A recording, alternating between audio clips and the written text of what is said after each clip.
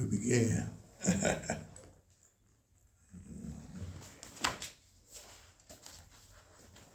All right, give me your signal.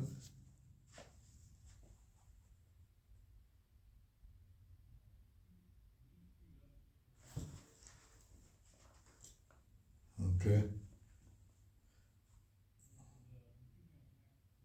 Chapter 10 it is.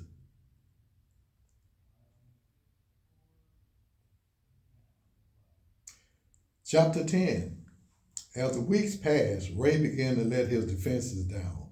Defenses that he had fortified year after year because of his continued law enforcement investigations and media interests.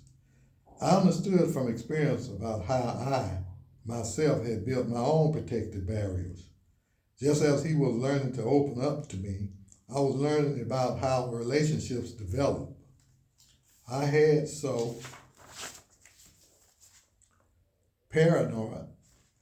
been so paranoid for 30 years that I had become a loner and thought I had no problems living in a crowded dormitory.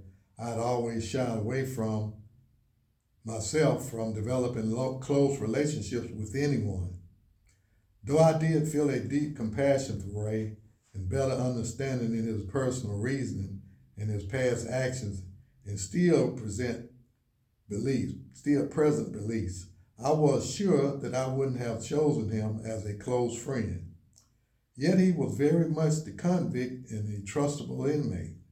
He would not steal, tell on anyone, and his complaints did get the shabby living conditions of solitary confinement improved. He had enough funds to take care of himself and would help others daily by purchasing hygiene, correspondence material, and even food for anyone who needed it. He had evolved quickly from being very hated by his peers to being respected for what he did and how he acted and lived. He had used his natural communication skills and that hypnotic gift to win people over. His intelligence was very intimidating to the higher-ranking staff and convict leaders he had dealt with.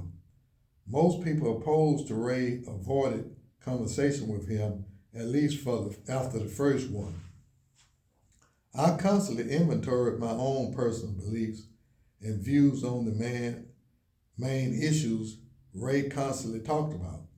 I could not find any racism, prejudice in myself. I had been raised in the ideal Christian military home. I attended military school, which had always been desegregated. I truly believed in Christianity, the Bible, and the Ten Commandments. Jesus, my Savior, was more real to me than Ray, prison, or myself. I was still alive, after all. As odd as it was, I felt a Christ spirit in Ray and felt that he was sincere to his Christian belief. Yet, when he would get going, excited and telling of his beliefs involving the communists or Jews or other foes, he would be completely enhanced by negative forces, hateful spirits. The transformation in him was very alarming at first. I felt cautious and on guard. I even stopped talking and would leave him if I felt that awkwardness of being in the area of evil, a big monstrous spirit which wanted confrontation, arguments, and to get me to join the team by the enemy. Never before had I experienced such an internal void as during those experiences with Ray. I walked with a ballet dancer's precision during these times with Ray, which seemed his natural way to communicate. It was a lot easier to provoke him into a detailed explanation of the answers to my questions than simply writing them down as questions. Ray was extremely competitive in being the authority on most everything he talked about in his dealing with me and others. Our personalities were clashing because of our difference of opinion.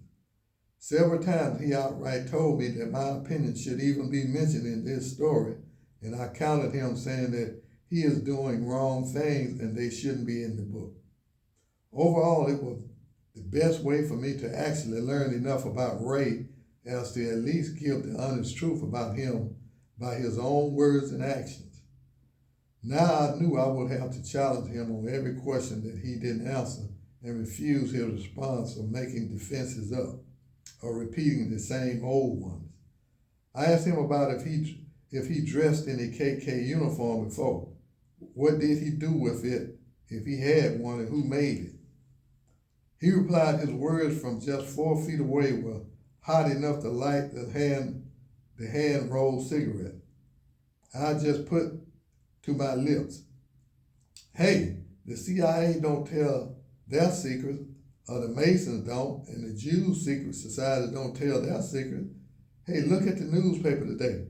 It said good old Governor Barber won't release his private finances to the public eyes. I have secrets too. Don't I have a right to keep them? It had bothered me at first when he would ask me questions, but now I found his question to be an invitation. Ray, I have secrets too. Most people do, I guess, but you're the one who is writing this story by telling your story. You get an attitude at me for doing what you asked me to do. You question me, and then when I do answer you straight up in the way I believe, you tell me to keep my opinion to myself. I passed him 4 pages of questions and ended our conversation, telling him I was going to review and write him more questions and that I needed detailed answers. I had many pages to write and then to add to our conversation about them. I began on pages he'd given me several days earlier. I was actually falling behind. Question: why are the Jews and the blacks your adversaries? Where and when did these problems start? I need history and background information. When I was growing up, there were very few Jews in Philadelphia, Mississippi. My county seat in Union. My post office served one Jew family in each town, and each one owned a clothing store. They went to Meridian's church. And Meridian was a heavily populated city of Jews. The Jews were of the Jewish faith and not Christians. As a whole, they were interested in making money. Nothing else mattered. I was the chaplain of Hamasa Temple Shriners for probably 20. Many of the Jews belonged to the Hamasa. I have not paid dues or attended in 25 years. I had no problem with Jews in the shrine. They came by the Scottish rites. I went with the York rites. Both believed in God. The Jews deny Christ. That is why they are not Christian. We had no Jews in our local churches. We had no blacks except some nannies who would attend to the babies. They were treated very politely and appreciated for their services. Question: please tell me all that you can about the KKK, your involvement, and about the beliefs of these white supremacist type and area named groups or clubs. Please go into detail.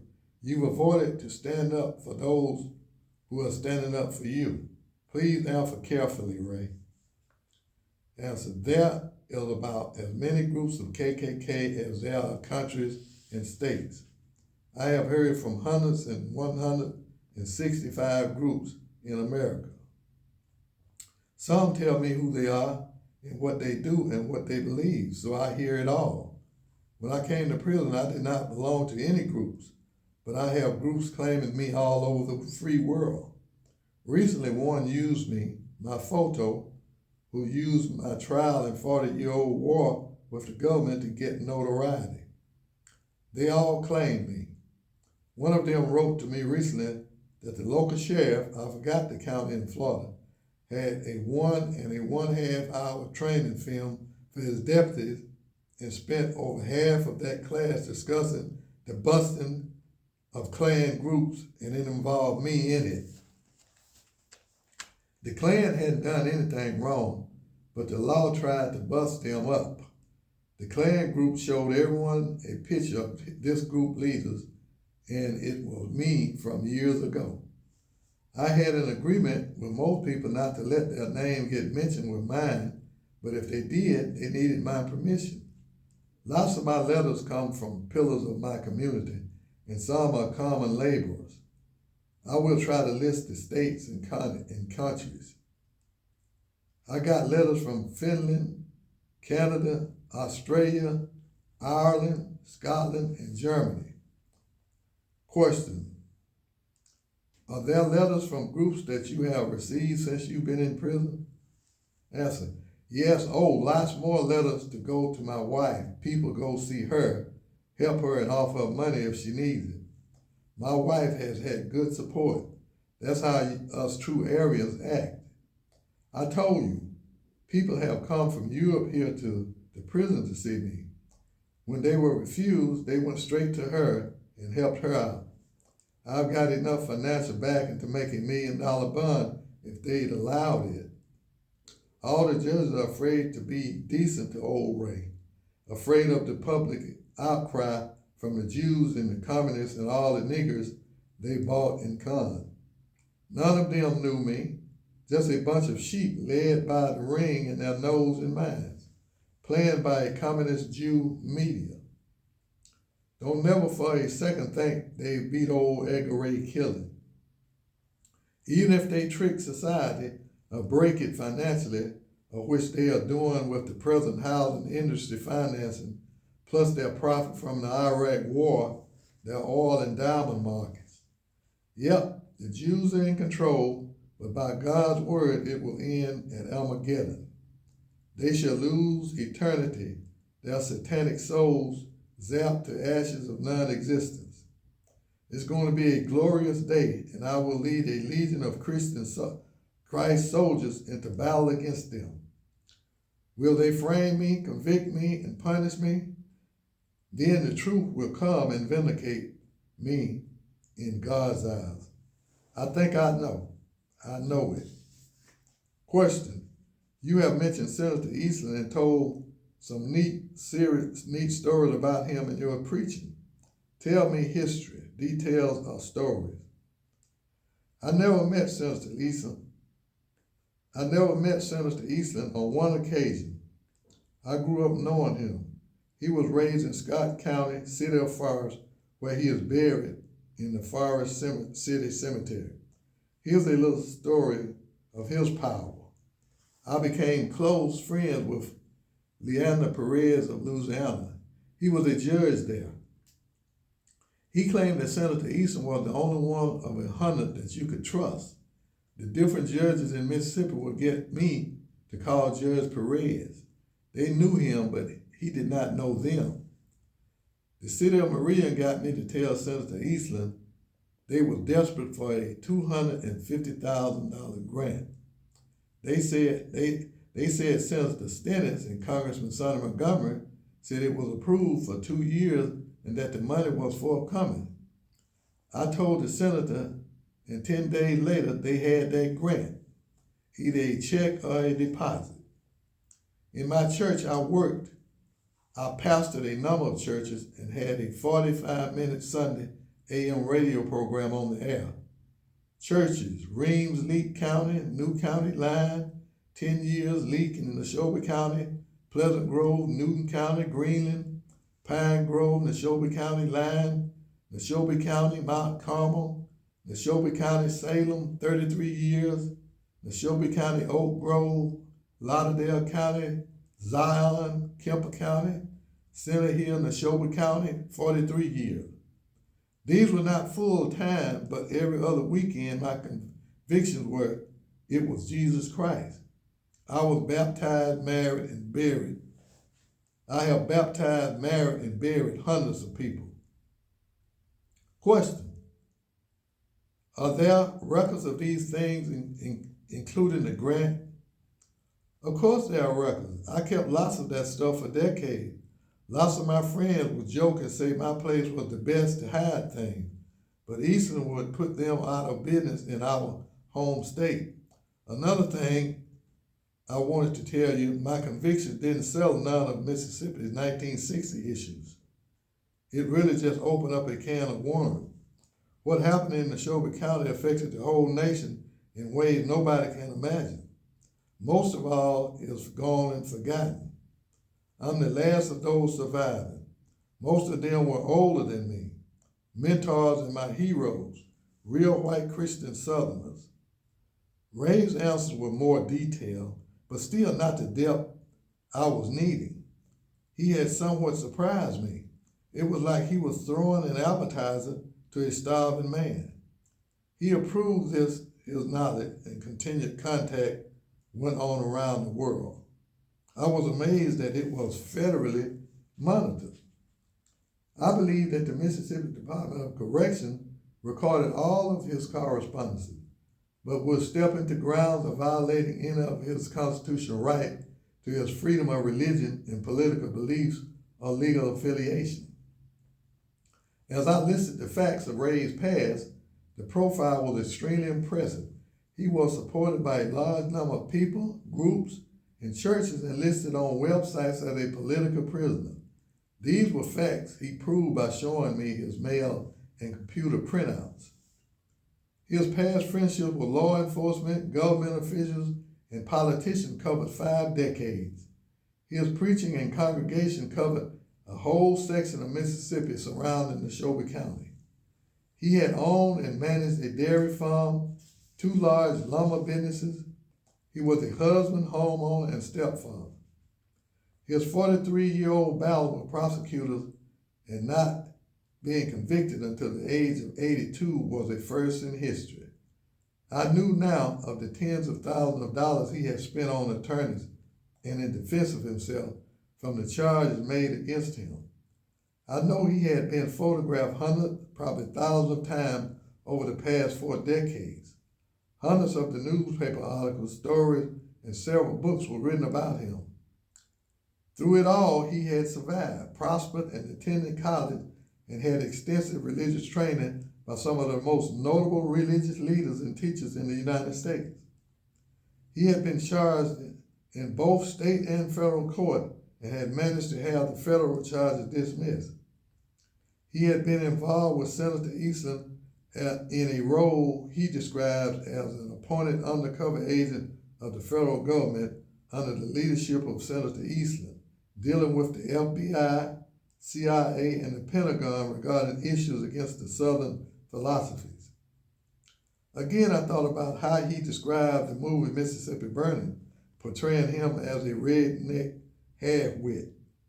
It was apparent that Ray was much more complex than he was portrayed. This was based off Ray's view of how he was portrayed, as I had not seen the movie.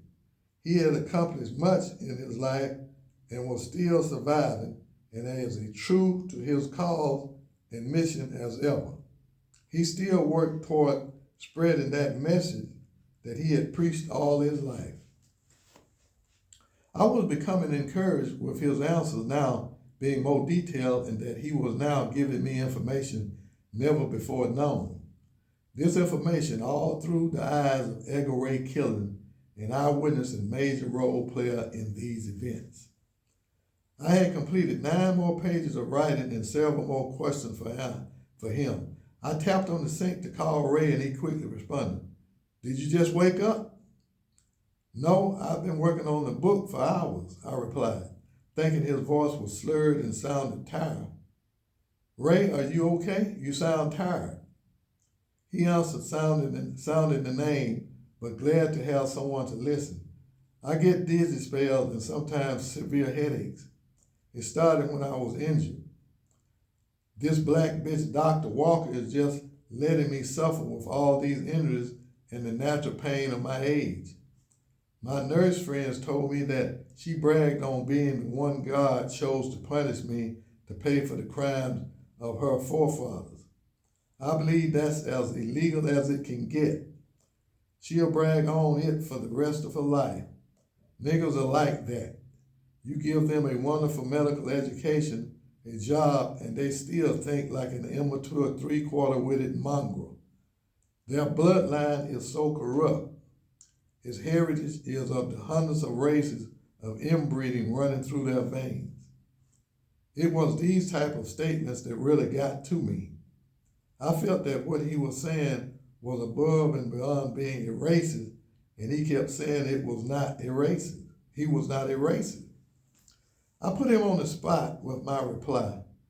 Ray, you just slandered blacks by calling them niggers, three-quarter-witted mongrels, and more.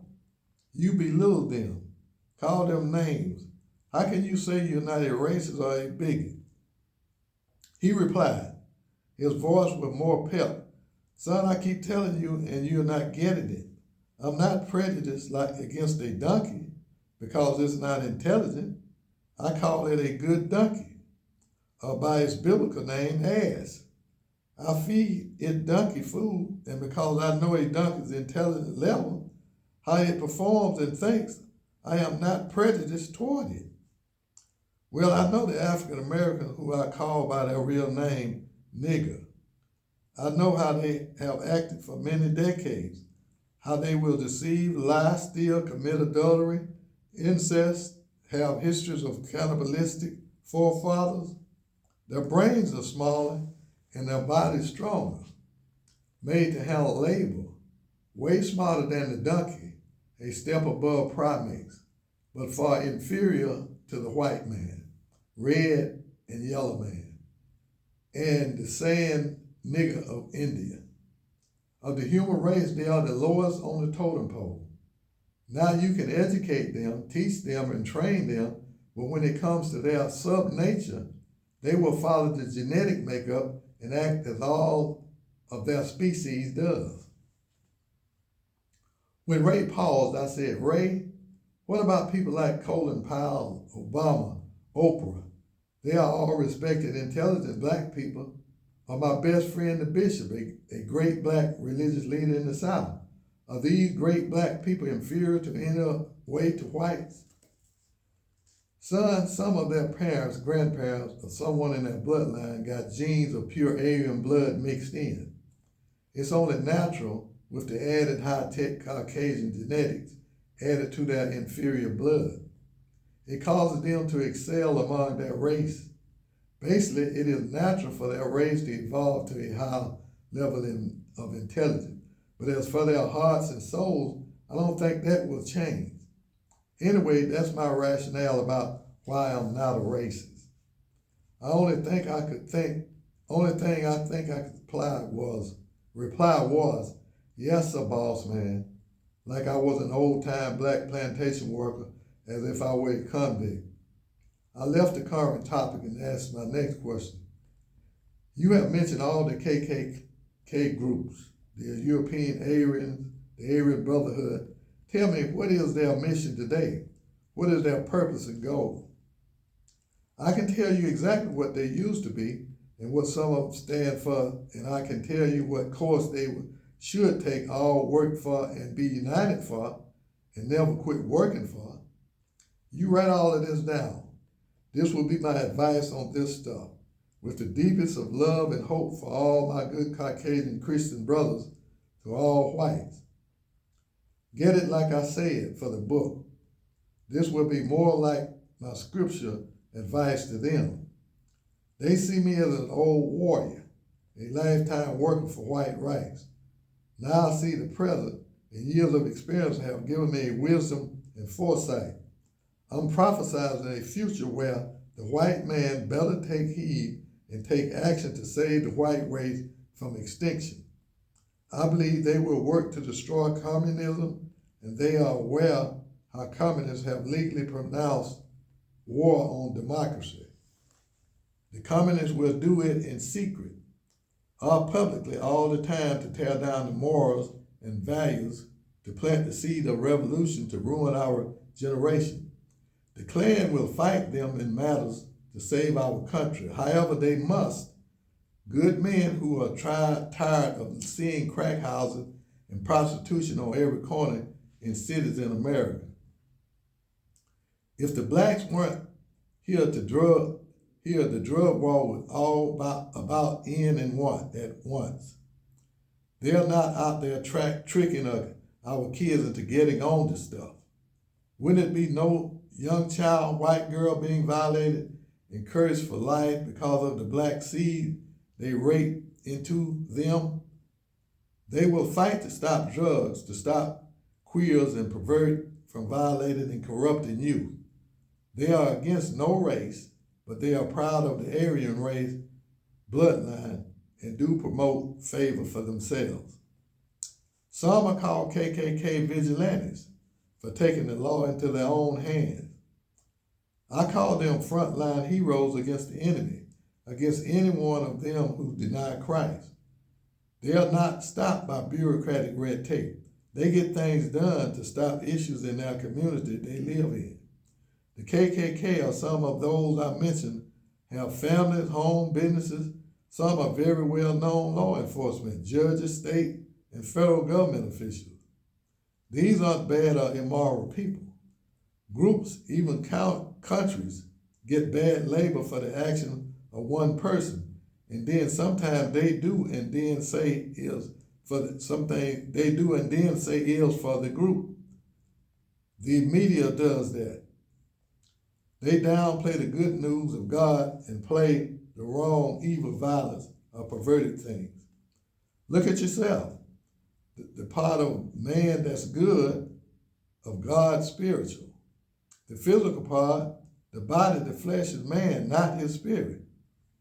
That part is controlled by his senses: sight, smell, touch, and hearing, and taste.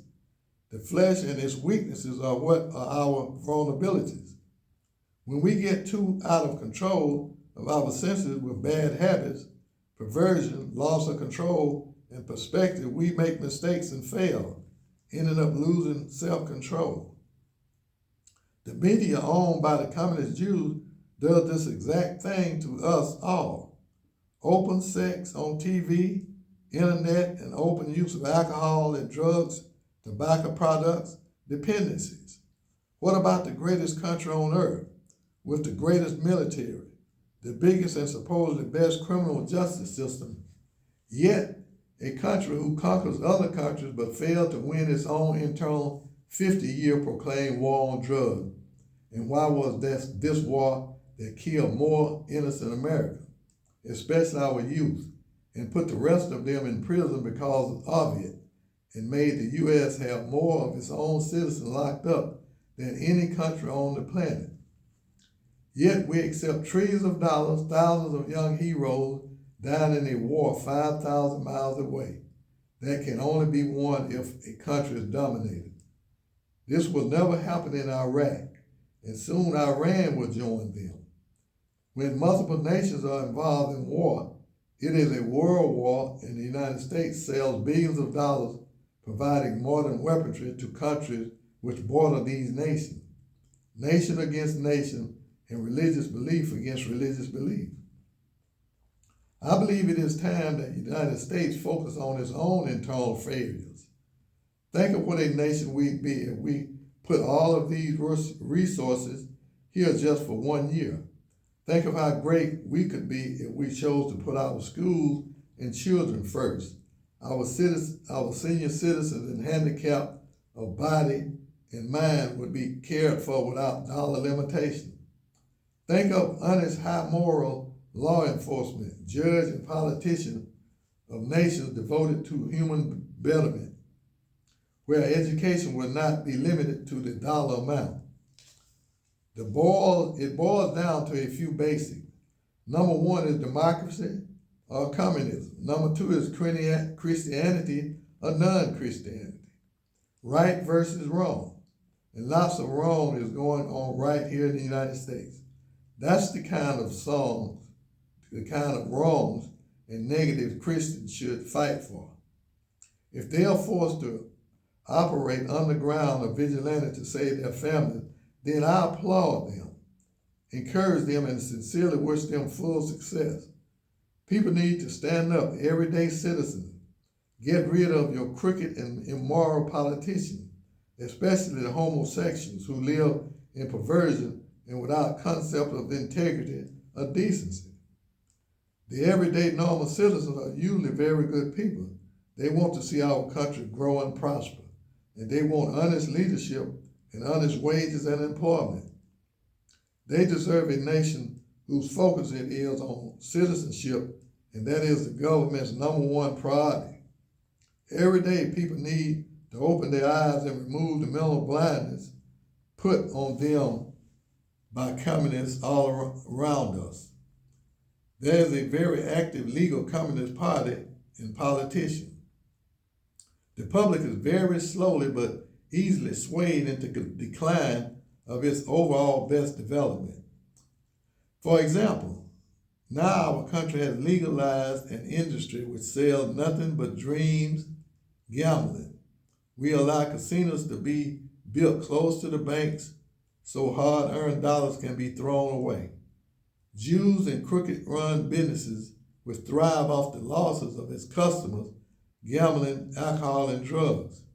Foundations of corrupted addictions to support the astronomical sex exploitation industry.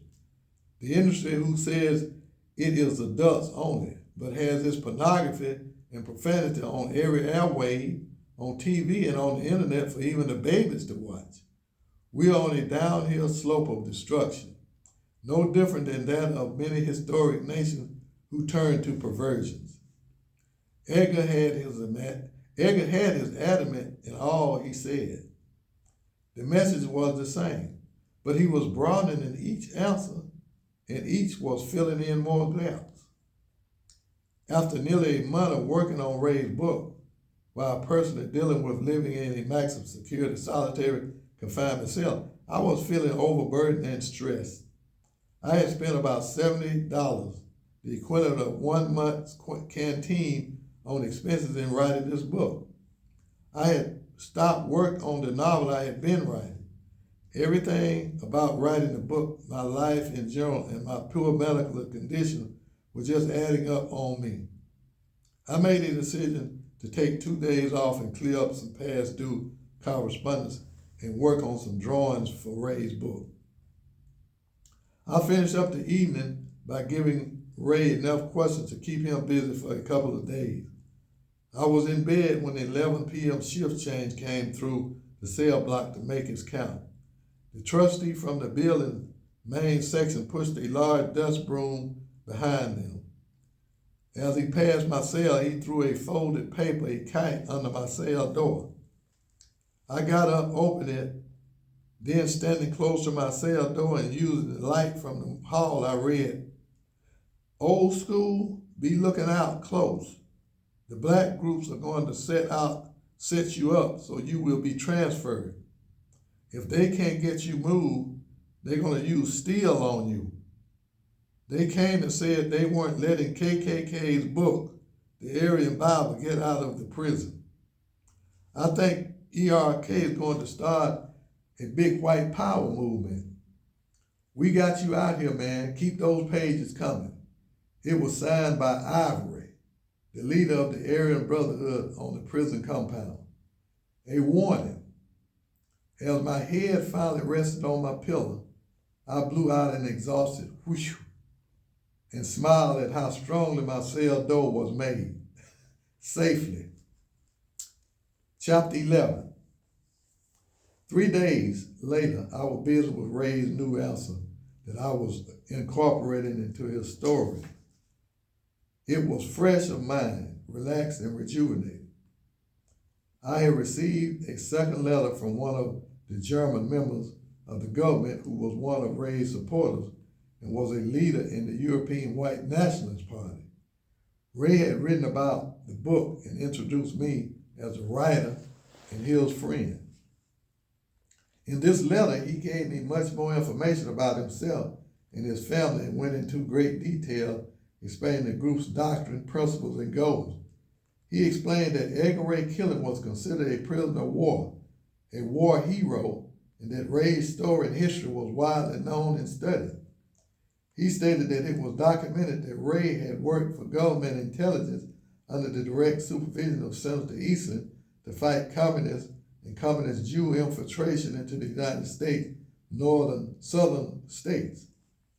Furthermore, that all 3 of the men killed were registered members of the Communist Party, using the ACLU avenue to infiltrate the South through the pretense of assisting with voting registration so they would vote for the communist-backed political party. He explained how the United States government had deferred charging Ray because of his being an active government operative for the Southern philosophies. The letter was 5 pages typed front and back. A business card had been included which contained a handwritten introduction. It explained that I was now a person recognized as the writer of Ray's book and a family member. He called Ray's book the Aryan Bible, which I was sure Ray had told him or mentioned. The group and leader of this new group was in Texas and one of the richest men in the state. Note, Exhibit W, Killen listed as European POW. I had a 2-inch file with all of the information I received that came off the internet about Ray. Another file, my largest file, was one that contained the copies of all of Ray's handwritten answers. I had sent the original home for safekeeping. This file grew daily, not only with each day's edition from Ray, but also with typed copies of Ray's writing done by one of my family members. They were in a simple question and answer format, and Ray had suggested a second book, which would be titled King of the Clan, an Aryan Bible, or Words from Edgar Ray Killen. His list of titles went on and on. Ray saw my dedication and the progress I was making, and no longer doubted that the novel would be written and would contain every single word that he wrote. He knew that doing a second book of only questions and answers would be simple because it would be completed with the original story completion. After breakfast trays were picked up, Ray and I set out our cell door. It's sure nice and quiet, isn't it, Ray? I could see the end of his feet, his knees, and about half of his head and face through the slits between the bars of his cell door as he spoke to me. I saw a very worn out, ill and suffering man in a wheelchair. It hurt me, and I felt such sadness that any human could be treated this way and it be legally approved. He was repeatedly told that he could not live at the medical disability unit in population, could only use the phone once per week, would only have limited canteen, and would live in a security camera cell, and on, and all of this was for his own protection. It amazed me because I knew the compound and population would not hurt him, or that he did not feel being hurt in any way. I wish the place would stay this quiet. It's my favorite time of the day around here. It amazed me how these guards sleep through the night shift. I saw the captain wake them up for count, and after count they went back to sleep. The nigger page told them always put me in the lower last, put me in the shower last. So all I'll get is cold water. Officer Rudd told me he was ordered to turn the hot water off when I got in the shower. They sure hate me here. The staff is 90% black, and the captain had lied on me and told them to write me up and mess with me. Well, I already got boys telling me everything they're doing. I'll show you every one of them niggas how a real Southern Christian white man will stand up to them. I fear no man, and I'm fighting this battle for what's right and good, and all of it for Jesus Christ. I am his warrior. Well, I see that you have a lot on your mind. Are you okay? Sure, I'm okay, son. I hurt real bad. I hurt pretty bad, and I'm feeling some changes in my thinking and feeling, like after the accident and my skull and brain injuries. Do you need to go to the clinic, I asked. No, oh no, he replied swiftly. These things can't be helped by the services offered here. I can't even get pain pills or my regular meds half of the time. So I'm fine just going through all of these miserable things as best I can. They hate me and want me to see me dead. All of them trying so hard to be the ones who saw my dead body or be the ones who caused it. I wish you a good day, Ray. I'll begin writing. Call if you need me. He did not even answer, so deep away in his own thought. I spent my time writing and was blessed at mail call with a magazine about 1930 to 1960 United States. Every page had photographs of that era. I noticed that in every man's face was a look of carefulness, as if they had pre-warned of something very dangerous going on. Ray had explained a lot about the nation's situation between the United States and Russia in the 1950s. He went into detail about the Cold War era, the problem with Cuba and Castro and the Bay of Pigs. These things, plus World War II and the Great Depression had all been a normal part of Ray's life, but also the lives of every American citizen. People are so cautious that it was as though a nation paranoia, a mass shared feeling. Communications were near non-existent as compared to now. Even I know how Orson Welles had the whole nation believing it was under attack by aliens simply through a broadcast hoax. Ray had described how he couldn't understand why he was persecuted so harshly and repeatedly for years. He claimed repeatedly that the state was overflowing with sex crimes against children, violent crimes and murders, and that the judicial system produced more criminals than the street did. Since the charges had come out on Attorney Scruggs of the past big tobacco litigation, he had made predictions. You know he's kinfolk to Senator Lott, and you can believe some big boys will fall on this one. Old Senator Lott has way too much on everybody to take a fall on this one. If he gets indicted, then you'll see lots of heads chopped off, including governors and ex-presidents or two. I'll tell you how it will come off. He will certainly retire from politics in some type of private deal with the federal government. Mark my word on that one. If Lott ever starts talking, he may just finally explain about how Sheriff Larkin ended up in Congress. One of these days, they'll nail old Governor Barber and find all those millions of Katrina money adding up in his hidden bank accounts and those of his relatives. We all were for Barber when he spread the money out and let us know he was for the white and would fight for us. Ray often dropped this kind of information, hinting he knew lots more than he was saying. He had references to his underworld work that he did for the Chief Justice of the judicial system while directed by Senator Eastland. He had not yet mentioned the other high-ranking individuals by name, but made reference to them. Ray stated he was the undercover secret agent for the senator, who with other Southern senators and politicians that were hanging on to segregation, sent him on missions that they financed and were contacts and references for him. I totally believe that Ray did some things, and if I was a free man with internet, books, and using Freedom of Information Act to obtain documents, I could prove many of his claims, even after 43 years. I heard a commotion of voices. Ray was in a heated argument with the top security officer over the limited and maximum security unit special housing.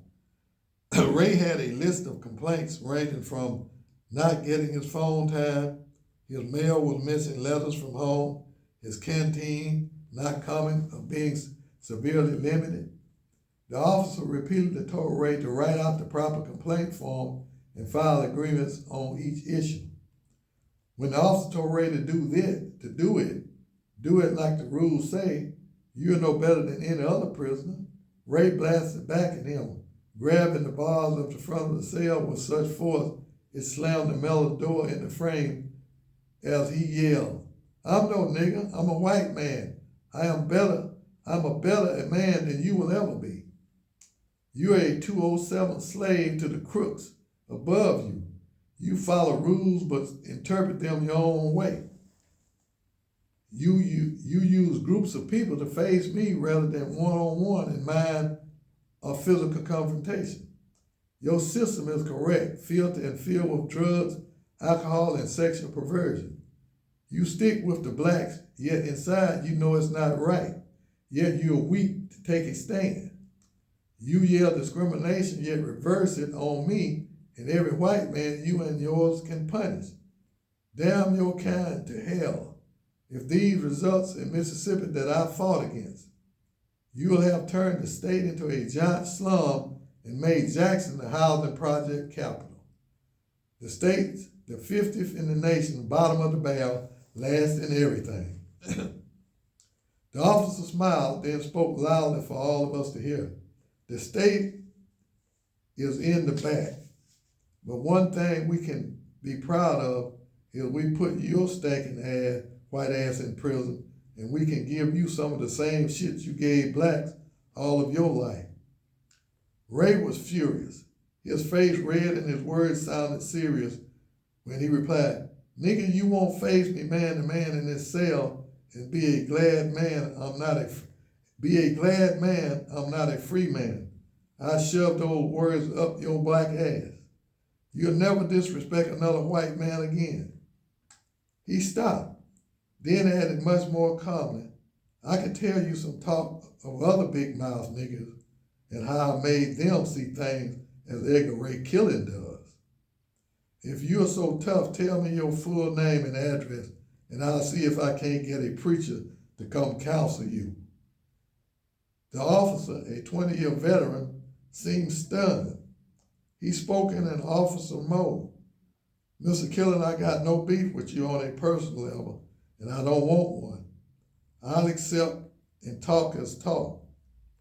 I don't need no preacher visit until you feel you want my home address for the wrong reason. I didn't put you here, but it's my job to keep you here safe and secure. You just another convict to me, and that's what I express." I understand he walked close to Ray's bars and whispered, "Anybody come around my home or family because of you, then I come in here and kill you. I knew you got family too, and I surely don't want her to be getting late night visits by folks wearing sheets and burning crosses in her yard." Ray quickly lifted himself up from his wheelchair and spit in his face, tried to grab him and screamed, "Nigga, threaten mine? I have 1,000 good fine white Christian men make you and all yours disappear. I can do it with one phone call." The officer turned and walked away out of the cell block electronic door. I couldn't help but to wonder what Ray was up to, knowing it all was recorded on film or tape.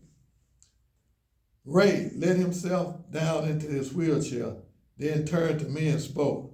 "Now you see how they treat me? They all hate me for what I stand for and because I'm pure Aryan blood, and they hate it. Niggas will always be niggas, and you can believe they love treating me this way.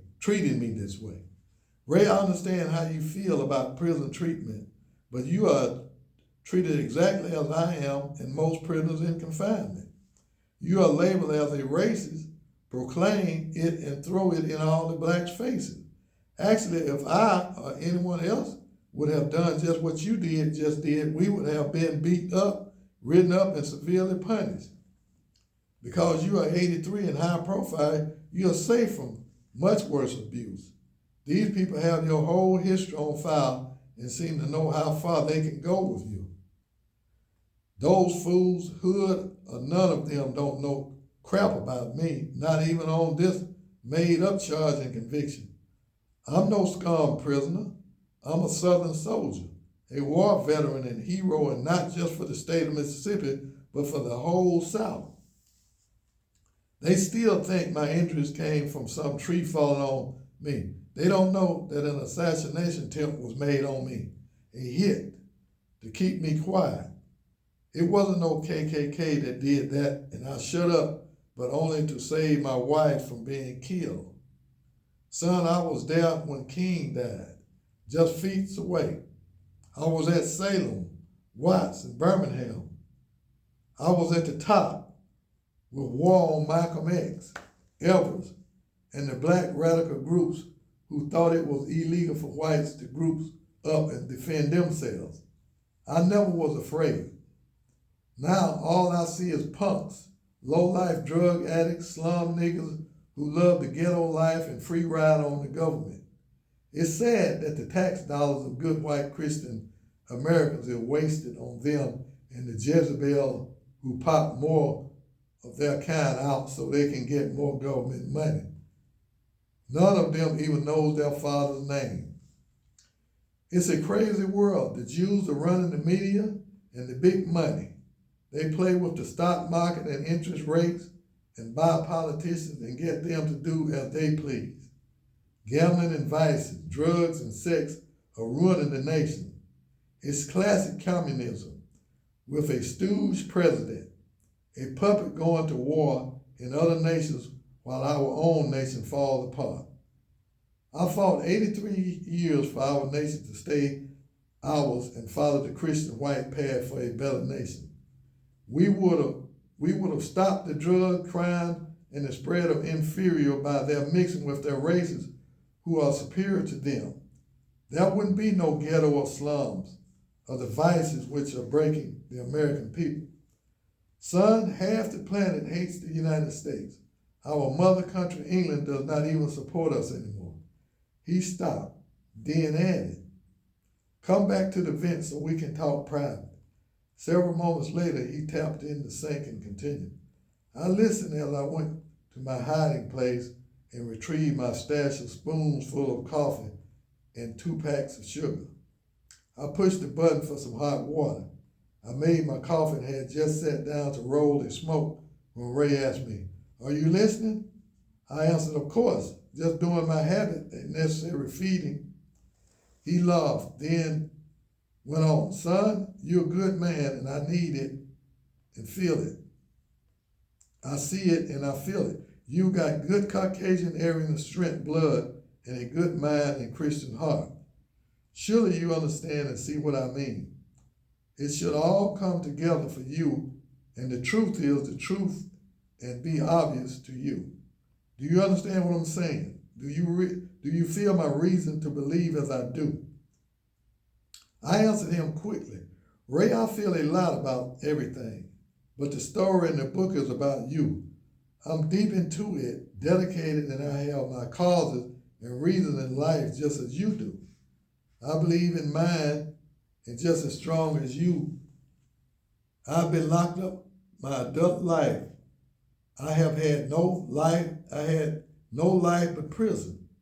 I have only a mother's love, no family, friends, home, or valuables. I'm a number to society.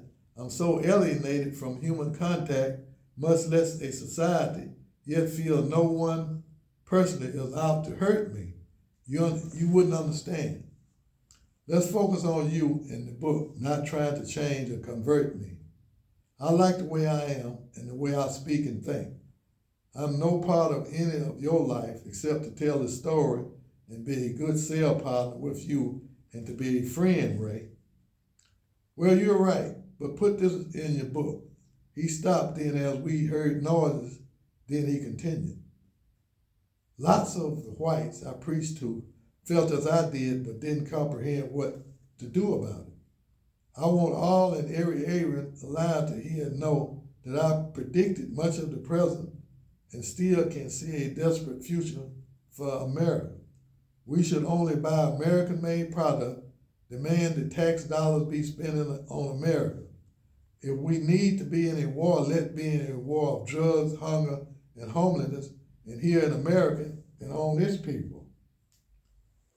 Don't all the good folks be tricked into allowing your earnings to be spent gambling or drugs or alcohol or sexual habits? That's what the Jews, communists, and now the niggers want to see. A defeated white race. They're doing it, and it's all orchestrated to use as their money makers and robots. This Iraqi war is so useless. All these kids dying overseas are coming home lost and wounded and ended up just like our Vietnam War boys did. It's terrible. We let that happen again. All the folks got to quit sitting in the shadows and unite.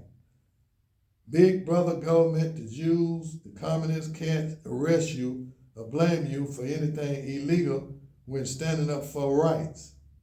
Use your voices, votes, write letters, unite to save the white race, which is being diluted off the planet by bloodlines which cause different color, looks, thinking, and spiritual compatibility. Don't let our children be of a lesser intelligence. I'm not afraid to say it. I've always said it. Look at our country today. More crime, more criminals, 3 million Americans behind bars, and more for drug-related crime. Our nation's flooded with drugs and addicts, and billions of dollars are made by the same communist Jews who deny Christ, deny righteousness, and don't care for mankind. The common white worker, the poor and the middle class, suffer the most industry and low-wage workers barely making ends meet. So the Jews, the politicians in their pocket can fly around in personal airlines. Watch your TV news. Do you see a war on drugs? Like we fight other wars, do you see centers to get Americans off drugs and in housing and jobs? Do you see strength in family with divorce rates that are astronomical? How about, do you see politicians and government looking out for themselves and their property, but not for the average American person, family, or community? Do you see a country moving all references from God and its founding principles from its halls of justice and government buildings? Be warned, my Aryan brothers. He ended his talk, and I heard him yawn. You got all that, son? Yes, Mr. Ray, I got it. Talk to you in the morning. Chapter 12.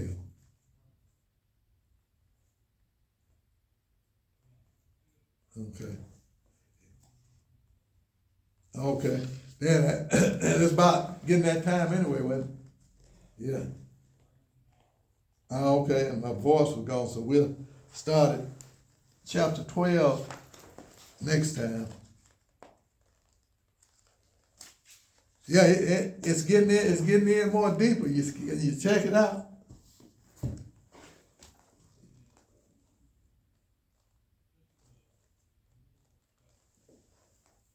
Yeah.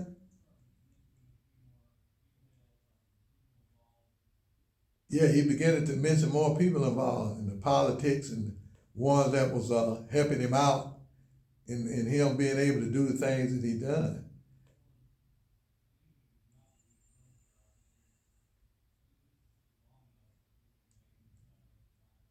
Oh, you recognize some of these names, and you being born, you being staying in Montana all these years. Lot, Haley Barber.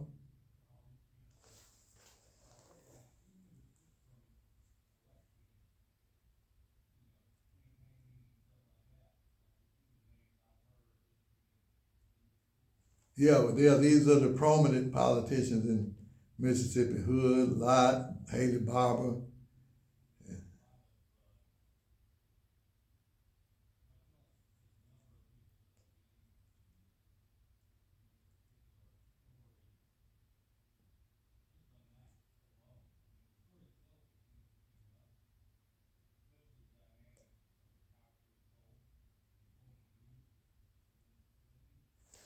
Yes, and I was amazed that he was right on a lot of issues that he predicted back in those, like the ghetto, America becoming a big ghetto place, and Jackson definitely has become a ghetto city, and and he's really perceptive in it, even though he's the racist that which he think he wasn't, and a lot of people are like that. A lot of white people don't think they're racist in Mississippi.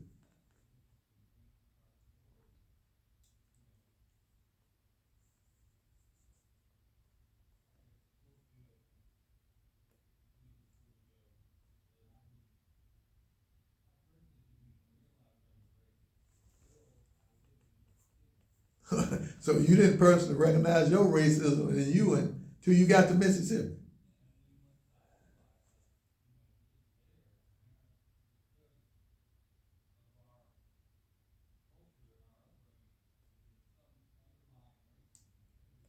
Yeah, see, and that's what they want. You realize that now that the racism is inherited, and that's what I be trying to tell people in Mississippi. I say everybody born in Mississippi is a racist. You may not want to be one, you may not behave like one, but it's in there.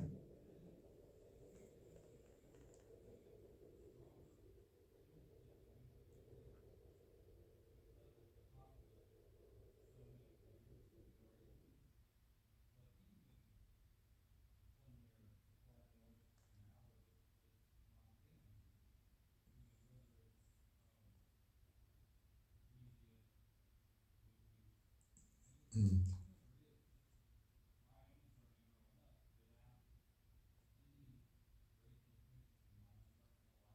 Right. No racial tension in your life coming up in Montana. So you think it's more it's more deeper here in Mississippi.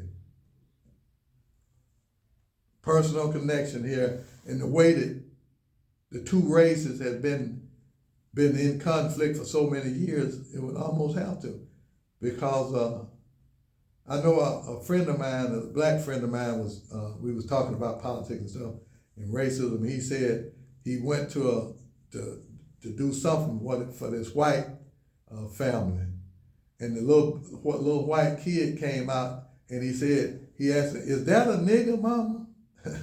see, so he had to hear them talking about it. And that's the way most families talk at home. They talk about the race issue, and the kids pick up on it, and then it's part of their culture and inheritance, and they behave like that, and they try to keep it from, and their parents tell them, "Hey, don't say that outside in outside of the white society. Don't say it because you may get into the problem and trouble," which people do. But it's almost like a disease that we have here in Mississippi for racism concerned.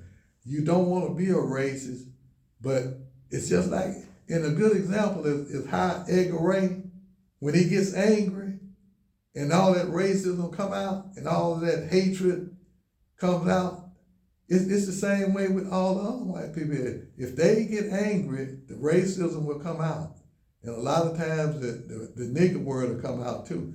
It's the same way with the blacks though. I mean, they think they not racist, but they couldn't help but to be racist the way they've been treated.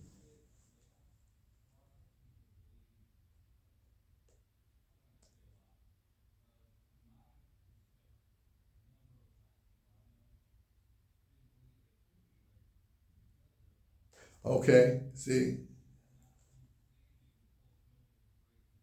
exactly. See,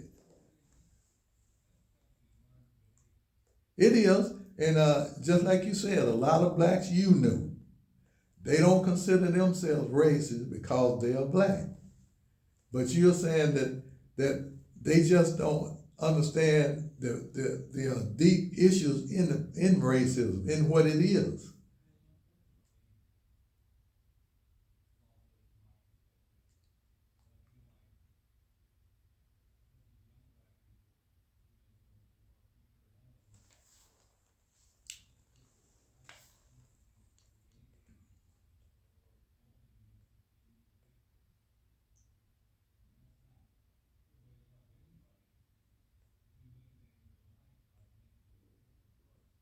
That's what the young blacks is becoming, victims. But what you said is,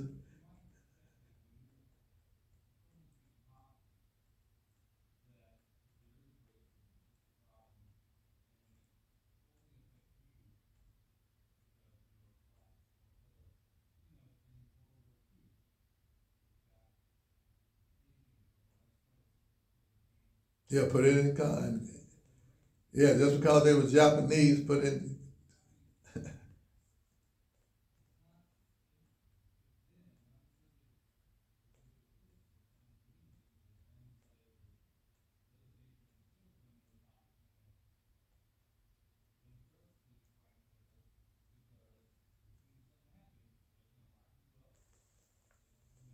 Yeah.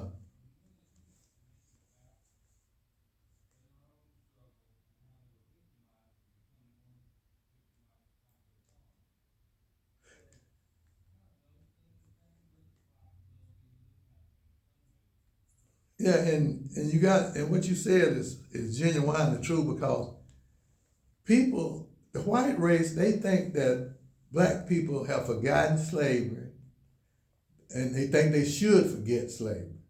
And they think that they've forgotten the civil rights, the Jim Crow era, and they think black people should forget that. And they think that the racism that they've gone through in America, like a lot of them are becoming millionaires and billionaires now and stuff, blacks, and they think that just because these blacks got it made, that all blacks should just feel like, oh, I got it made. You know, the slavery and the Jim Crow era and the racism should enter into the life. Now we let you do what we doing. See,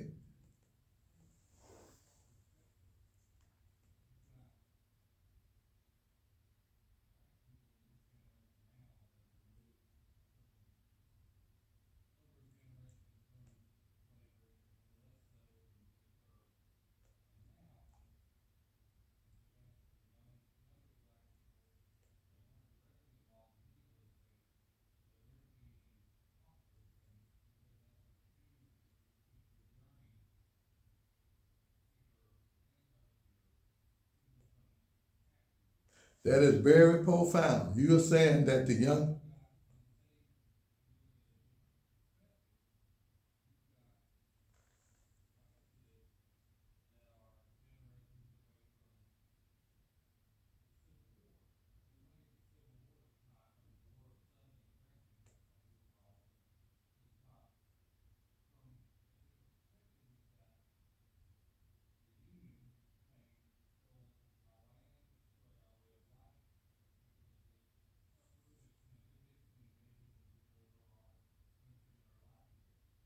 okay, now that's a different way of perspective that I've heard it because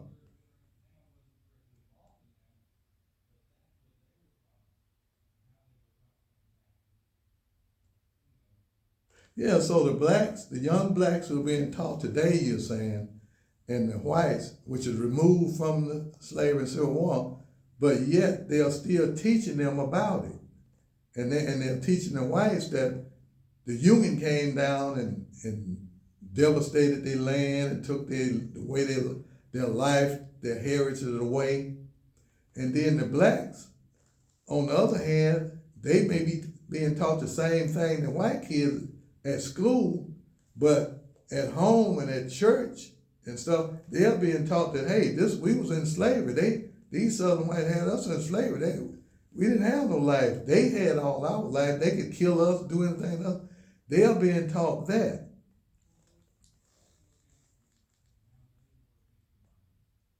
Yeah, how they was victimized. That's where they looking at it.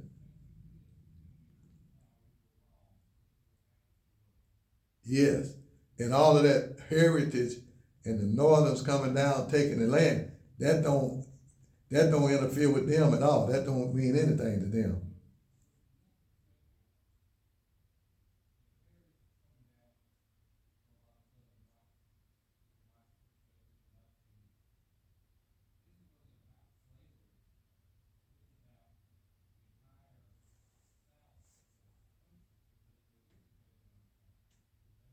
Yeah.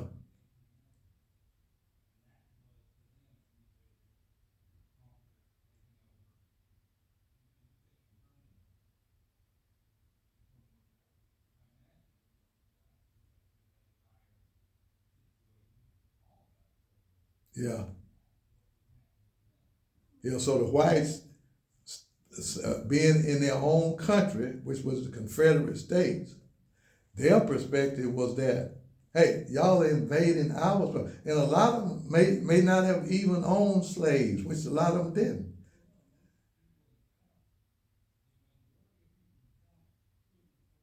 The majority of the whites couldn't have even afford to own slaves.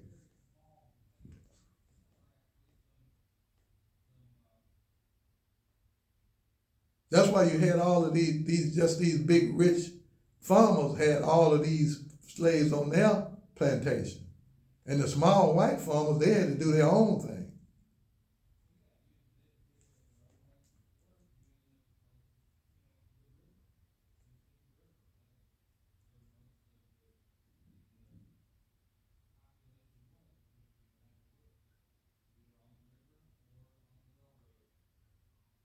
Those were the employers. The river and the railroad was their big employer.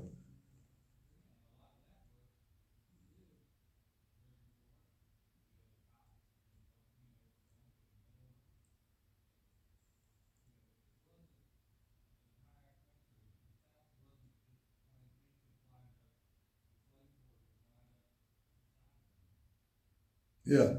So when they was working out on the docks and stuff, you'd have the slave quarters, then you would have the poor whites that were working there too. Yeah. And then I guess that's one reason that it's such a conflict in America is that the blacks are living one type of lifestyle and the whites are living another type of lifestyle, but yet they have to intermingle with each other, yeah, for the good of society.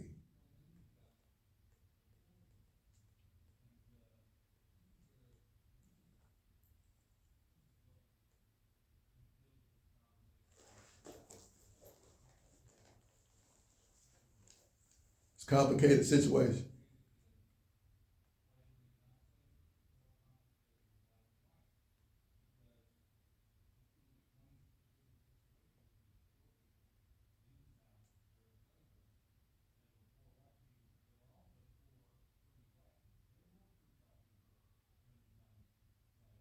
Right.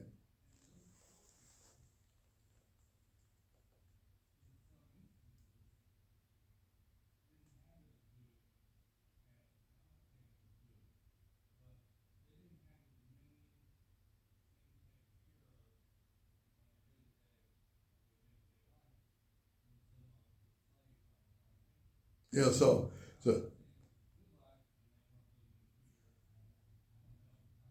yeah. But you saying a lot of the whites that was living in slavery time, they was struggling too to find a meal and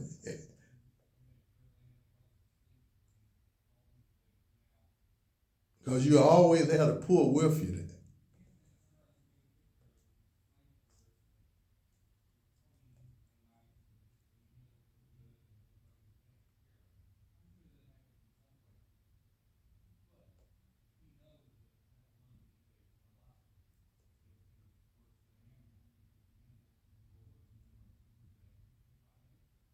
Yeah. That's really insane that the animals was treated better than the slaves were because they was more important to the slave owner.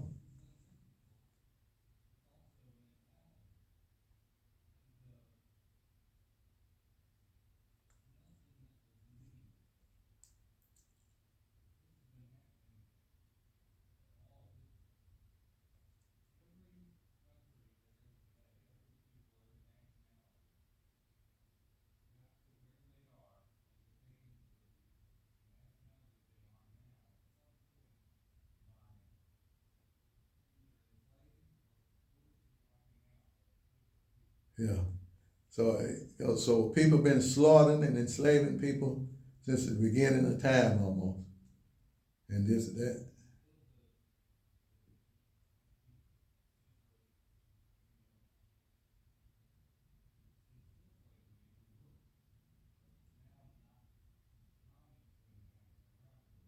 right. It's supposed to be eliminated, the slavery thing.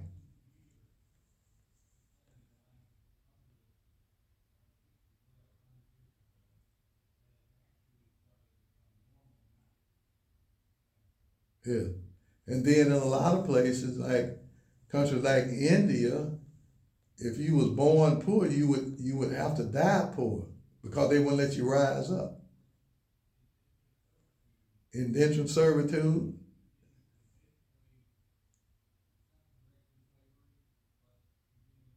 is indirectly saved.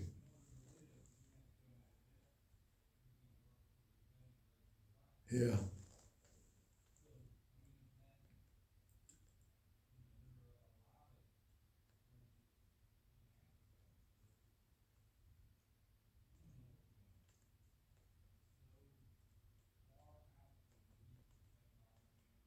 Yeah.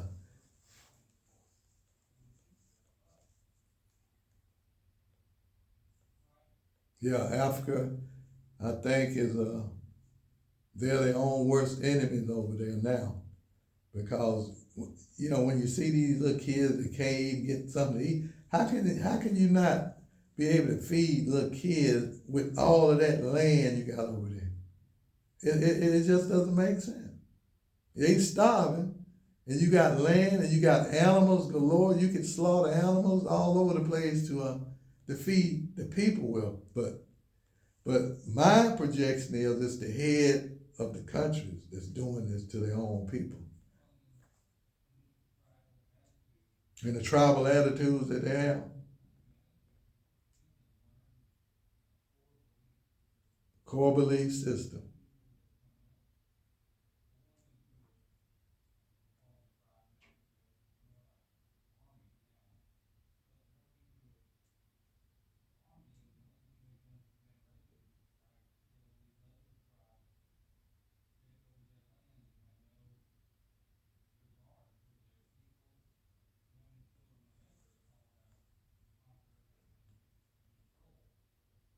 That's what the tribe people is do.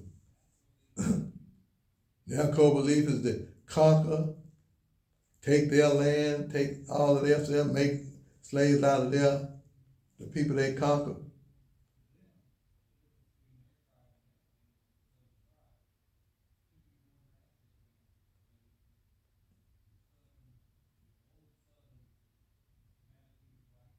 Yeah, the old attitude of black and white. Now, do you remember when they had the Hutus and the Tutsis? I just couldn't comprehend why they would do each other like that. I mean, it was because of their beliefs, their core beliefs and stuff. Raised to believe that hey, they shouldn't be there. This is ours.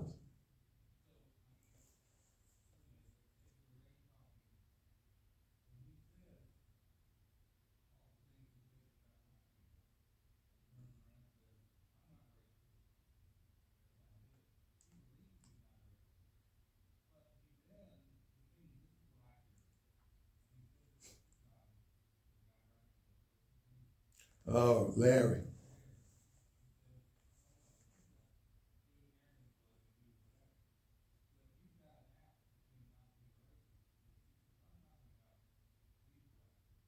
Hmm.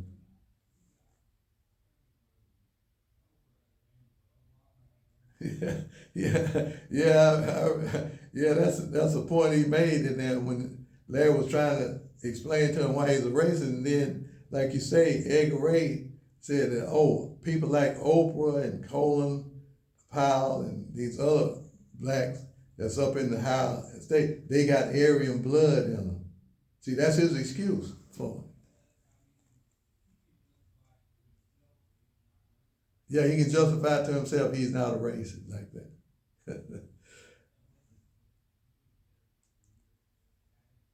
Yeah, that's addict behavior. That's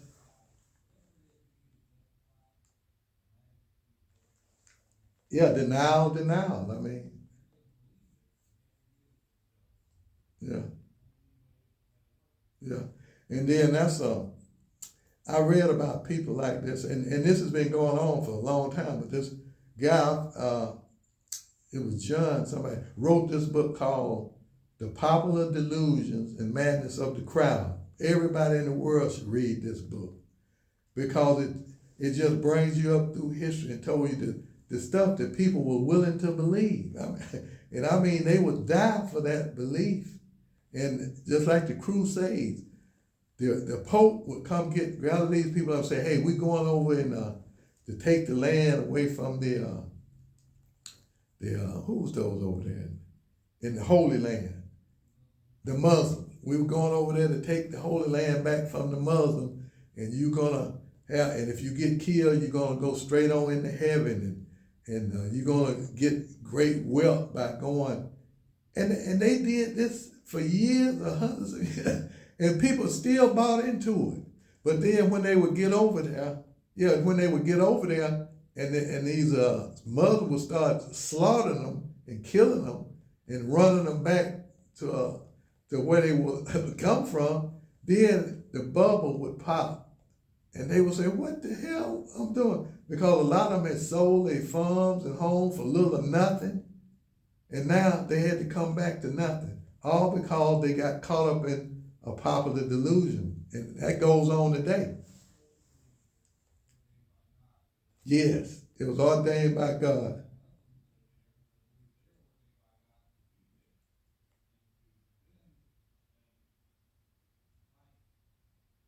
Yeah, yeah, yeah. Okay, hey, I think we'll end it on that. Okay.